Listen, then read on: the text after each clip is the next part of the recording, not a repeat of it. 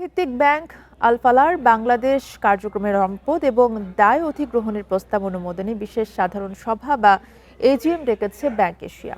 দেশের 2 স্টক এক্সচেঞ্জের মাধ্যমে বিনিয়োগকারীদের এই তথ্য জানিয়েছে ব্যাংকটি।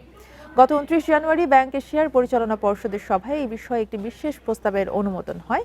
প্রস্তাব অনুযায়ী সংশ্লিষ্ট নিয়ন্ত্রক কর্তৃপক্ষের অনুমোদন এবং শেয়ারধারীদের সম্মতির ভিত্তিতে ব্যাংক আল-ফালাহ কার্যক্রমের সম্পদ ও দায় অধিগ্রহণ করবে ব্যাংক এশিয়া।